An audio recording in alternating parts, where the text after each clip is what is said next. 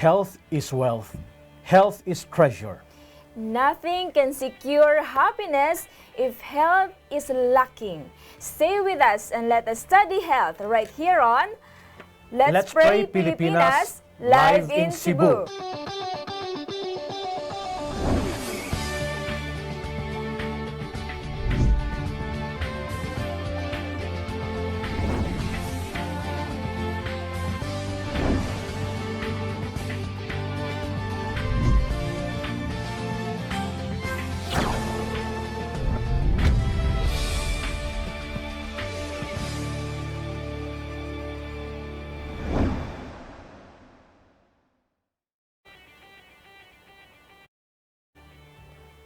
Good day, everyone, and welcome to Let's Pray Pilipinas.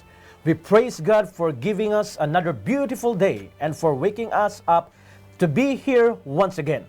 Of course, mayong adlaw, Pastor Quinto. Good morning, kapaglaom, Giselle. Yes, ug mayong adlaw pod sa ato ang mga kapaglaom who joins with us today sa ato ang isa ka 30 minutes in praying and praising our God. Mga kapaglaom, ayaw ka kalimot na here in Let's Pray Pilipinas, we don't have to pray alone. So before nato sugdan mga kapaglaom ang pagbasa sa ato mga prayer requests, mag-ampo usata. Let us pray. Our dear Heavenly Father, we praise and adore your holy name, for thou art worthy of all our adoration and thanksgiving. Thank you, O Lord, for allowing us to witness this another gift of life. Thank you, O Father, for keeping each of our lives in safety. Thank you, O Lord, that in you we can find comfort, we can find assurance of deliverance. Dear Lord, today we would like to ask that may you cleanse us from all our unrighteousness and make us worthy to pray along with our brothers and sisters who send their prayer requests. Yes, Lord. We pray that may your Holy Spirit would guide us as we study your words today. Thank you, O Lord, for answering our prayers and for your great love. This all we ask and pray in the loving name of Jesus, our Lord and our Savior. Amen. Amen.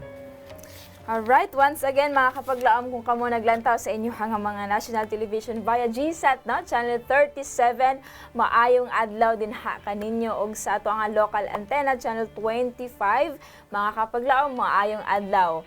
Og kaninyo mga kapaglaom nga naglantaw sa inyo nga FB Live, no? Kung kamo wala pa naka-tune in, just search Let's Pray Pilipinas mga kapaglaom, og mamahimo ninyo i-send inyo ha mga prayer requests o praise reports, no? Kung naaman, doon natin mga hotline numbers mga kapaglaom nga makita sa inyo nga TV screens. Yes. Palihog iba specific ang inyo nga pangalan, inyo nga address o kung unsa ang inyo nga prayer request mga kapaglaom. O kapaglaom pastor, pili po sila ma-text og confidential, no? Kung Yes. hindi nila gusto ipa on air, ilaha nga mga prayer request. So we'll be happy in praying for them sa ilang mga concern. Yes. So mga kapaglaom, ato ang sugdan sa walay paglangay sa pagbasa sa mga prayer request karong adlaw, gikan kang 3933 mga kapaglaom nagpa-appeal sa pagampo alang sa iya nga anak nga duna kini ginabati nga UTI kapaglaom pastor and yahang pangalan is si Junel Kish Liera. No, gikan ni sa Davao City. Yes. Mga kapaglaom, hinaot maka-agawas na siya gikan sa pagkonsulta ug tungod pod sa COVID, maglisod sila og pakonsulta kapaglaom pastor.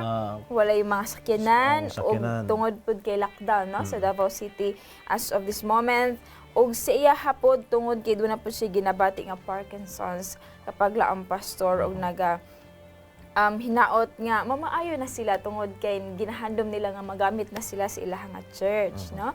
O gikan po sa ato ang sender si 8850 mga kapaglaom, let us pray for Diana Rose Paiton. Let us continue pray, no? Tungod kay nagkadaadlaw kapaglaom pastor na getting better na siya. So we praise God, no? Nag-recover na po siya. Og of course, ang ato ang prayer request gikan kang Heidi Bakiran. Nga gusto po siya magpaapig pagampo alang sa iya nga anak nga dunay breast cancer. Kapag laampas si Eliza Bakiran. Nga na-admit siya karon kapag laong pastor og hinaot, no? Mga kapaglaom, mga prayer partners, let us pray for Eliza Bakiran. And of course, ang prayer request pod ni Nisita Salvador, no? Nga naa nagpuyo sa pangawayan. Nga unta tagaan sa kapiskay ug maayo ang iyahang mga balatian. And of course, ang prayer request pod pagpadayon nga pag-ampo alang kang May Suyom, mga kapaglaom alang sa iya hapod nga breast cancer na hinaot maulian na siya. Ang nagpaampo iya nga sister si Grace Dayo. Ug ato apong iapil sa pag-ampo mga kapaglaom si sender 0108, no? Nagpaapil siya pag-ampo for almost 1 month kapaglaom pastor. Hoarseness iya nga voice, no? Og dili siya makapacheck up tungod kay lagi lockdown sa ilahang nga lugar. And of course, ang nagpaapo si Jeneline Didoro. So, sa mga kapaglaom nato, we have kapaglaom pastor to pray with us today. Sige, I'm requesting everyone to please bow your heads wherever you are right now. Mag-aampo ta sa atong first set nga mga prayer request. Let us pray. Gamanan nga Diyos nining kabuntagon, kami nagadangop diya kanimo. Kami nagasalig kanimo sa among sitwasyon karon niini nga kalibutan. Ginoo among ginadala sa pag-ampo among mga kaigsunan, mga higala nga dunay mga problema personal, dunay mga problema sa ilang panimalay. Una sa tanan ginapangayo namo Ginoo ang kapasaylohan sa among tanang mga kalapasan. Hinloi ang among kinabuhi aron nga kining among pag-ampo maabot diya sa imong trono sa grasya. Among ginaampo Ginoo ang usa ka anak sa among igsuon nga dunay UTI nga pabalik-balik sa iyang lawas. Tanduga siya sa imong maayong kamot. Amo usab ginaampo ang iyang ginikanan nga dunay Parkinson's disease. Ginoo, ikaw nasayo sa iyang kahimtang, ayuha sila. Amo usab ginadala sa pag-ampo si Diana Rose Paiton sa iyang pag-ayo sa iyang balatian. Ginoo, ikaw maayo kayo kaniya kaniadto apan kami nagatuo nga hangtod karon ug sa umalabot ikaw sa gyapon maayo nga Ginoo nga makaarang sa pag-ayo sa bisan unsang balatian. Ipadali Ginoong iyang kaayuhan aron nga siya makapadayon sa pag-alagad nga malipayon diya kanimo. Among ginadala sa pag-ampo si Alisa Bakiran sa iyang breast cancer. Ginoo, ikaw nasayon sa iyang kahimtang karon sa iyang pag-antos, ayuha siya, tanduga siya sa imong maayong kamot, kay ikaw ang Diyos nga dakong mananambal. Kauban man ni Nisita Salvador, ikaw Ginoo nasayon sa iyang kahimtang karon, ayuha siya Ginoo. Og si Mi Suyom sa iya usab nga breast cancer, kini Ginoo nga balatian sa iyang panlawas, wala kini Ginoo aron nga mabalik ang iyang maayong panlawas, ang iyang kusog, o kauban siyang panimalay magapadayon sa pagpaabot sa iyong pagbalik. Amo usab ginaampo si Jeneline Didoro ang dunay hoarseness sa iyang nga tingog, dugay na niya kini gibati tungod sa kalisod sa kahimtang karon sa pag-adto sa ospital. Ginoo, bisitahi siya, dasiga siya og ayuha sa iyang balatian. Amo kini ginadalang tanan tungod kay amo kini ginalauman nga ikaw magapaminaw sa among mga paghangyo sa ngalan ni Ginoong Hesus nga manluluwas. Amen. Amen. Thank you for that prayer, kapaglaom pastor. And mga kapaglaom, we have again very interesting topic na sa to ang title palandaan, Yes. Eating Away the Virus. Mga kapaglaom, ang quote of the day mabasa nato, health is a blessing that few can appreciate. Yet with health depends the efficiency of our mental and physical parts. That's from Christ Object Lessons, page 346. Kapag laong Yes. pastor, is there a thing as eating away the virus, no? Unsa man kaha ang behind ani ato ang discussion karong adlaw. So ang una sa tanan kapaglaom Giselle, gitambagan kita sa atong gobyerno karon Yes. na mga kapaglaom nga nagatan-aw sa atoa sa live streaming nga magstay, no, to fight this virus, to stay at home. Apan dili ra kita makapuyo, makapahulay sa atong balay nga wala tay laing himuon to fight this virus. Yes. There is something we need to do Yes. aron nga masukla nato kining virus, and that is to maintain good health. Wow. And to maintain good health mga kapaglaom, unsa man ang atong himuon? Daghan kayo tag mga himuon, mga exercise, di ba? Yes. O ang labaw sa tanan kana mga pagkaon nga gibutang nato sa atong lamisa. It's very important. O kapag lang pastor, ato apod silang i-update no sa ato ang current nga news karon as of April 28 mga kapaglaom, the Department of Health in Central Visayas Center of Health Development in Central Visayas alone kapaglaom pastor, there is total of 600 of COVID-19 cases, 29 recoveries and 11 deaths. And yesterday pod kapaglaom pastor ato hibaw-an nga sa Lahog records the first 2 cases of COVID-19 ang Lahog mga kapaglaom dinhi ana sa Cebu no, duol-duol ra gid sa ato ang CPUC nga headquarters. Oh, naara doon ka isa to adini. We are live in Cebu and dinhi sa Cebu daghan na tag cases kapaglaom Giselle. Tinuod. Og hapit na jud diri sa ato apod nga lugar. Yes. Nga doon na jud kayo Dool na ang jud duha ka kayo. cases nga first cases dinhi sa Lahog. So mao kini atong sitwasyon karon. So unsaon nato pag-fight kining mga viruses. So kinanglan ang ato nga lawas, atong ampingan, maintain good health, ug usa ni ana mga kapaglaom kining atong pagkaon sa atong lamisa. Giingon pa nga make your food your medicine and the medicine will be your food, no? Yes. Something like that. So hinaot nga kining pagkaon nato himuon nato nga tambal, no? Tambal. O kining tambal mao atong pagkaon sa atong lawas aron nga ma-maintain nato ang atong good health kapag laom Giselle. So kapag lang pastor ato silang hisgutan mahitungod ni ining the original diet nga gihatag or gihatag kanato sa ato ang Ginoo when he made our forefathers no si Adam ug si Eve. So is there sa to ang for the sake sa to ang mga non-Adventist nga mga friends kapag laom pastor, is there a thing as original diet? Kana bang original nga gihimo sa Ginoo or giplan niya alang sa tuan tanan. Kung atong basahon ang balaang kasulatan kapag laom Giselle o sa atong mga viewers, kita nasayod nga paghimo sa Ginoo sa tawo ang original diet nga iyang gihatag diha sa first chapter of the first book, the book of beginnings, and that is the book of Genesis. Mao kining pagkaon nga nuts, fruits, vegetables. Yes. Mao ra kana ang original jud nga pagkaon nga gihatag sa Ginoo. Unya ngano ni abot kini ang mga karne after the flood, kay ang mga fruits and vegetables, mga tanom, mga kapaglaom, wala man nasulod dito sa arka. So wala sila'y makaon, dunay gitawag nato nga gitugot nga mga pagkaon nga flesh. Yes. So dunay gitugot. So in other words, naatay original, unya naay gitugot. Unya naadyoy wala gitugot nga mga pagkaon. Nya pod. Unya, in other words, doon na tayo tulo ka klase nga dunay original, dunay gitugot nga pagkaon, unya dunay wala gitugot, mabasa nato na sa balang kasulatan. Ang problema karon sa atong kahimtang kapag laom Giselle, Yes. katong wala gitugot, mao na hinuon ang giganahan sa kanon sa mga tawo nga mao kanang flesh eating. Aha. Kay ingon pa nila kapag ang pastor kung unsa bawal, mao manggay lami. Okay, bawal. So mao ka na karon ang naa sa lamisa, ang flesh nga unta substitute lang. So Yes. ginatambagan ta and labi na mga kapaglaom nakita nato atong sitwasyon karon. Let us go back to the original diet nga gihatag sa Ginoo. Mao kini ang paagi nga ma-maintain nato ang atong good health Yes. kapaglaom Giselle o sa atong mga viewers.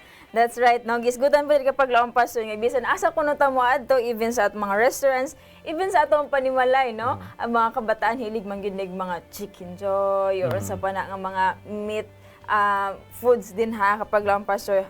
And ingon diri having this flesh meat on our table according to the study ko no, people who ate red and processed meat twice a week were found to have 3 to 7% higher chance of developing cardiovascular disease and premature death, and mga kapaglaom at 3% also higher risk of what is known as all-cause mortality or dying of any condition. So Yes. kung atong sabto no, maka-lower kini sa ato ang Risgo. sa dili wala gi expect nga kamatayon. So going back to the original diet, no? So that is very important mga kapaglaom. Yes. Naging atong pagkaon karon sa lamisa labi na in this time of quarantine, let us see to it that it is healthful nga kining makatabang sa ato ang panlawas to fight this COVID-19. That's right, no? So mga kapaglaom, ato ang usabon, vegetables, fruits, and grains, no? And also nuts. Kung ato abang tan-awon sa ato ang mga kitchen karon, makita ba ning vegetables sa ato ang mga kitchen, no? Makita ba ang fruits? Makita ba ang grains o nuts, no? So, mao ka na atong hinumduman nga di nato i-prioritize, no? Kung wala gilain siguro pastor, siguro maka-open na ta dirag mga dilata. That's why gina-advise ta nga mananom, no? Na yung mga tanom, mga vegetables. Yes, makita nato sa mga friends karon kapag lang pastor nga na sila yung mga nursery nga mga tanom, no? Nag-garden na ang ato ang mga Doon ay uban mga po nato backyard, paglaom. no? Yes. Tatanom sila ang uban sa mga pat lang ang gulay. Yes. So it's very timely pod sa atong panahon karon nga kung wala kitay ikabisihan sa atong panimalay, mananom ta, Matanom. no? Kung kana ang mas makamaayo sa ato and of course lisod pod karon kapag ang pastor ang maggawas-gawas na mamalit sa mga merkado tungod kay daghan kay mga tao. So mao kini ang right time, no? Nga masugdan nato ang unsay O makamaayo. kapag laom Giselle kining nagakahitabo karon sa atong kalibutan. Yes. Ay na-reminded ang mga tao mga kapaglaom nga magbalik jud sa original diet, no? Yeah. Because of food, no? Niabot Yes. ang balatian labi na kining COVID-19 tungod sa dili maayo nga pagpili sa pagkaon, flesh eating unya kining mga exotic food, no? Nakaibaluta sa hinungdan sa sitwasyon sa kalibutan karon nga mao kini ang hinungdan sa balatian and we need to go back to the original food nga fruits and vegetables atong pagkakanon kapag laom Giselle. Wow, no? So ato ang ginbitahan nato mga kapaglaom, no, to or ato silang gi-challenge ni ining time not just for this time of quarantine or kung unsa man ato ang mga current nga mga cases karon mga kapaglaom apan ato hinumduman, no, nga kining healthy body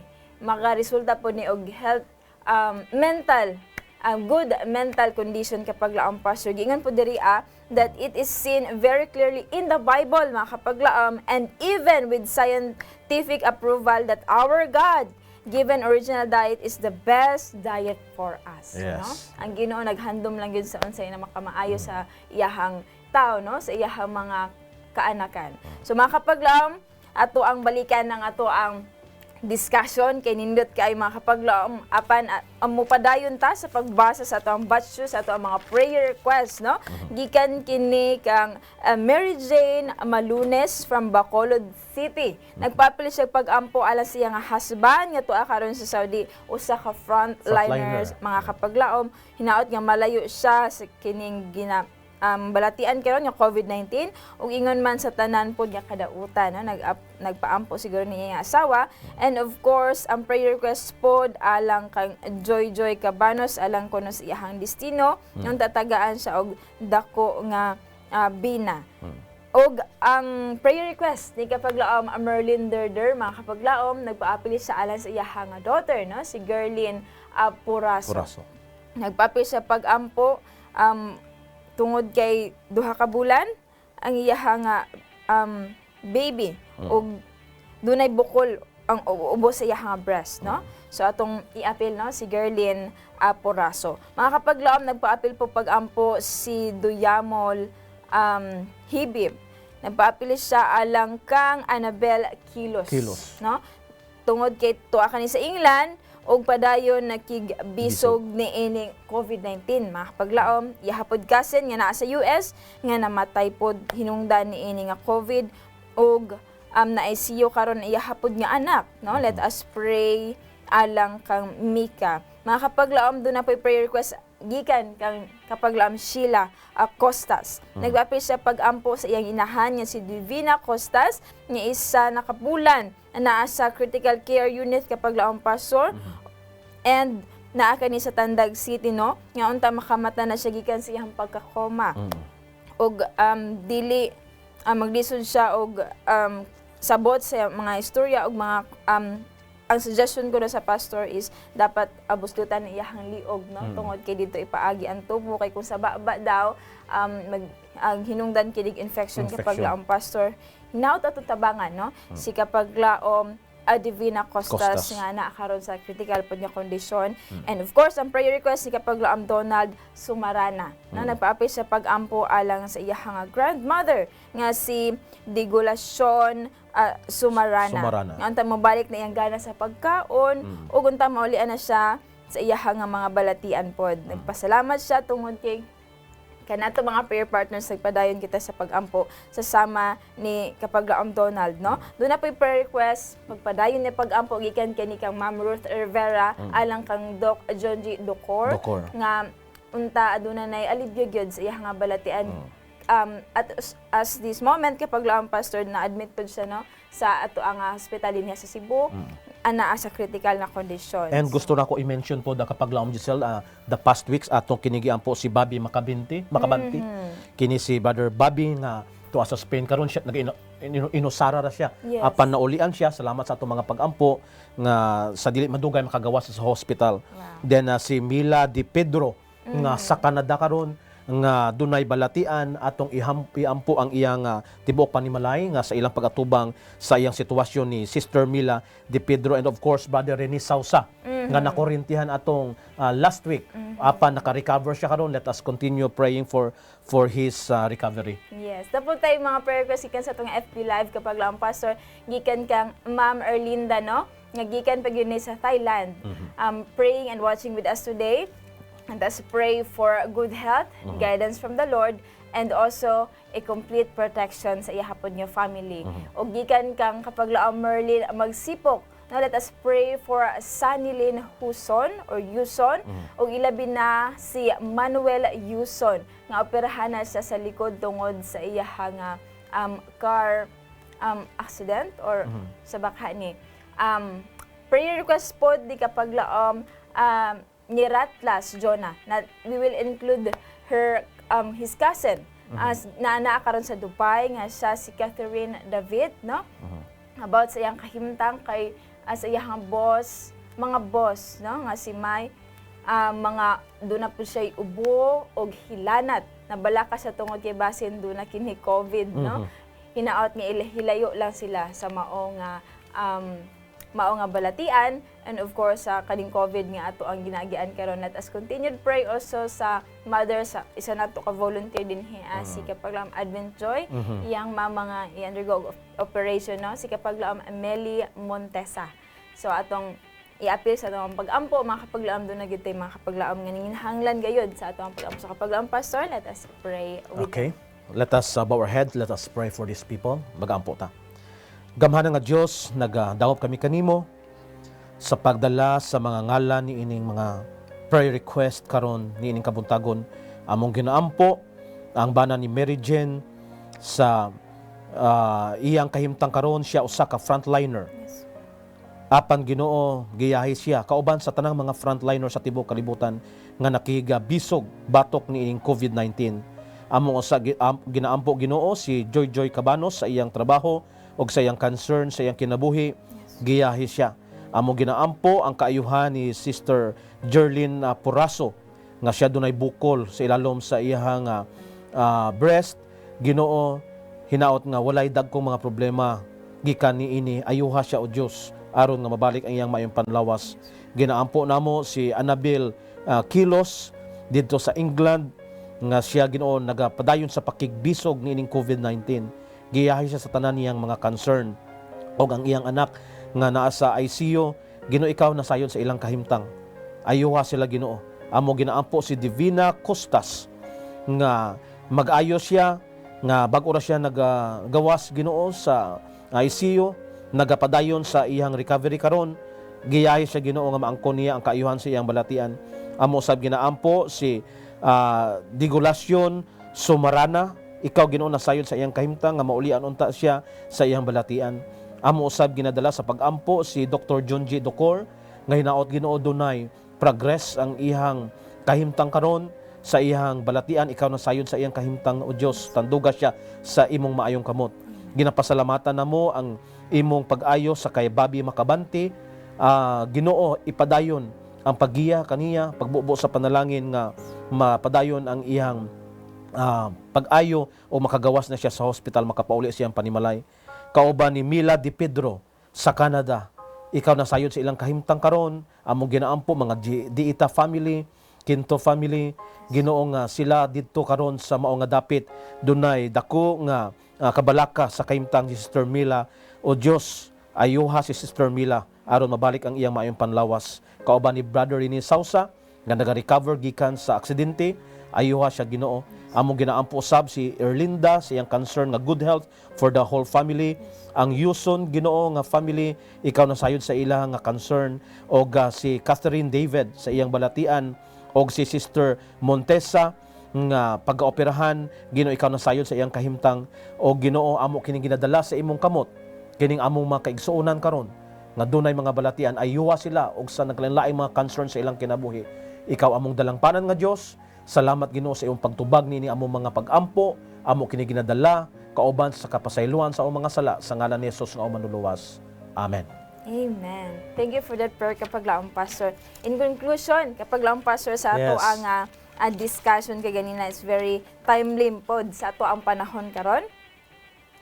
So kapaglaong Pastor, Yes, mga kapaglaom, is it not time that all should aim to dispose flesh foods? How can we become pure, refined, and holy that we may have the companionship of heavenly angels? Continue to use the food, anything that you have in the table, to be a blessing to you, and it will be for your good health aron nga mahimo kining tambal all the time sa atong kinabuhi, mga kapaglaom. Again, no? Ato ning i-check sa ato ang mga kitchen grains, fruits, nuts, and vegetables. This is constitute the diet chosen for us by our Creator.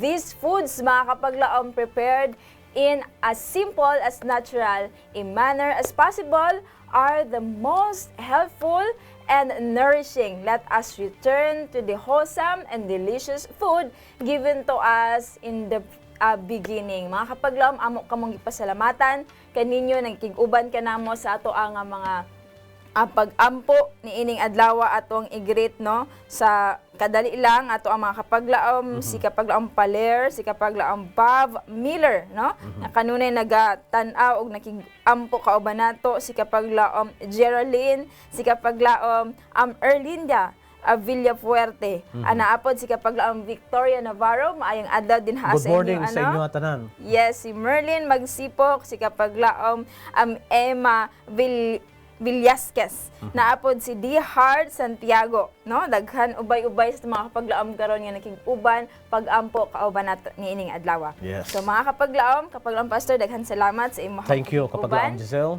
mga kapaglaom, di nato kalimtan nga sa ingani nga mga panahon atong siguroon ang ato ang maayong panglawas. Ug dili lang ang ato pong pagpaligon sa tong pagtuo din haa sa tong that's Ginoo. true. Let us always pray every day. This has been your kapaglaom Giselle of Hope Channel Cebu, reminding you that God shall supply all our needs according to His riches and glory by Christ Jesus.